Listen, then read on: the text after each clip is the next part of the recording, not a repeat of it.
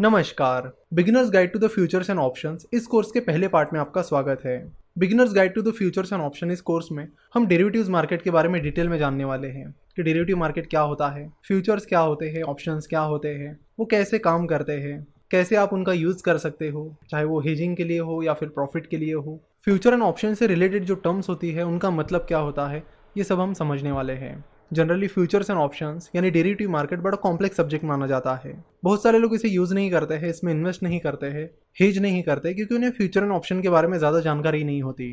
तो future and option को इस कोर्स में हम बड़ी आसान भाषा में समझने वाले हैं। अगर आपके मन में ये भ्रम है कि फ्यूचर एंड ऑप्शन बड़ा कॉम्प्लेक्स सब्जेक्ट है, तो वो भ्रम आप निकाल दीजिए, क्योंकि हम आपके लिए इस कोर्स में फ्यूचर एंड ऑप्शन को बहुत ही ज़्यादा सिंप्लीफाई करके बताने वाले हैं, ताकि इंडिया में सभी को फ्यूचर एंड ऑप्शन की जानकारी हो। इस मार्केट को डेरिवेटिव मार्केट कहते हैं। देखो, जनरली दो तरह के मार्केट्स होते हैं। एक होता है कैश मार्केट और दूसरा होता है डेरिवेटिव मार्केट, जिसमें फ्यूचर एंड ऑप्शन आते हैं।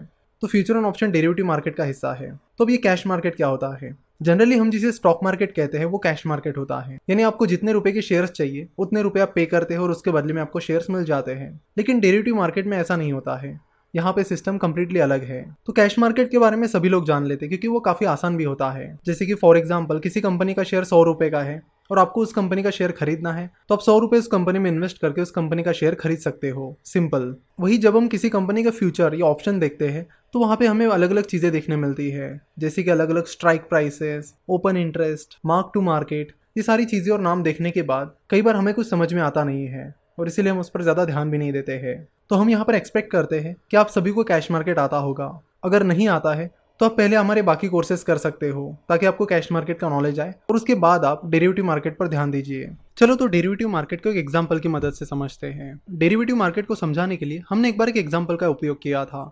हम उसी एग्जांपल को इस बार दोहराएंगे।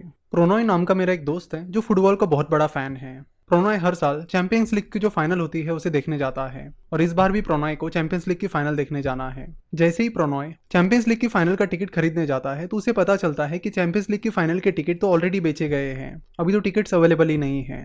सारे टिकट सोल्ड आउट हुए हैं, ये पता चलते ही प्रोनॉय नाराज हो जाता है। तभी प्रोनॉय की मुलाकात एक ऐसे व्यक्ति से होती है जो फुटबॉल एसोसिएशन में काम कर रहा होता है। वो व्यक्ति प्रोनॉय को कहता है कि मैं तुम्हें एक रिकमेंडेशन लेटर लिख कर देता हूँ, वो रिकमेंडेशन लेटर दिखाकर तुम्हें टिकट मिल जाएगा।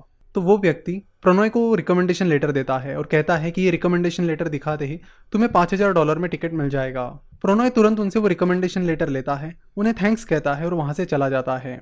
अब जैसे जैसे चैंपियंस लीग की फाइनल की डेट नज़दीक आने लगती है, उस टिकट के रेट बढ़ने लगते हैं और बढ़ते बढ़ते वो $6000 तक चले जाते हैं। लेकिन प्रोनॉय को तो उस रिकमेंडेशन लेटर की वजह से $5000 में ही टिकट मिलने वाला है। तो बाहर टिकट का रेट 6000 रुपीज़ होने की वजह से प्रोनॉय को ऑलरेडी $1000 का प्रॉफिट हो गया है। मैच के एक दिन पहले तो टिकट के रेट और भी ज़्यादा बढ़ जाते हैं और वो बढ़कर $7000 हो जाते हैं, जिससे प्रोनॉय का प्रॉफिट अब $2000 हो गया है।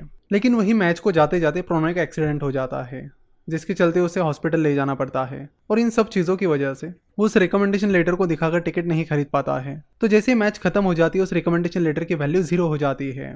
तो यहाँ पर उस व्यक्ति ने प्रोनॉय को जो रिकमेंडेशन लेटर दिया था वो एक्चुअल में कॉन्ट्रैक्ट था और उस कॉन्ट्रैक्ट की एक्चुअल प्राइस टिकट प्राइस पर डिपेंड थी, जिसका मतलब है कि वो कॉन्ट्रैक्ट एक डेरिवेटिव कॉन्ट्रैक्ट था जिसकी प्राइस टिकट प्राइस पर डिपेंड थी, यानी टिकट प्राइस एक अंडरलाइंग एसेट था। तो डेरिवेटिव मार्केट इसी तरह वर्क करता है। ये बस एक इमेजिनरी एग्जाम्पल था ताकि आपको डेरिवेटिव मार्केट समझ में आए। हर डेरिवेटिव कॉन्ट्रैक्ट की एक एक्सपायरी डेट होती है, जैसे कि हमने यहाँ पर देखा कि जिस दिन मैच थी वो उस रिकमेंडेशन लेटर की एक्सपायरी डेट थी, क्योंकि मैच खत्म होने के बाद उस रिकमेंडेशन लेटर की कोई वैल्यू नहीं रहेगी। तो यहाँ पर आप एक इंपॉर्टेंट चीज समझ लीजिए कि डेरिवेटिव क्या होता है और अंडरलाइंग एसेट क्या होता है। यहाँ पर टिकट एक अंडरलाइंग एसेट था और जो रिकमेंडेशन लेटर एक डेरिवेटिव कॉन्ट्रैक्ट था। सिमिलरली जब हम फ्यूचर्स एंड ऑप्शंस की बात करते हैं, तो अगर लेट से टीसीएस का कोई फ्यूचर है तो इस फ्यूचर की वैल्यू टीसीएस के शेयर पर डिपेंड रहेगी। तो टीसीएस के शेयर प्राइस एक अंडरलाइंग एसेट है जिसका डेरिवेटिव है टीसीएस के फ्यूचर्स कॉन्ट्रैक्ट। तो आज हमने बस डेरिवेटिव को समझा। नेक्स्ट लेक्चर में हम फ्यूचर्स एंड ऑप्शंस को समझेंगे और उसके बाद हम उनसे जुड़ी बाकी चीज़ें भी समझ लेंगे।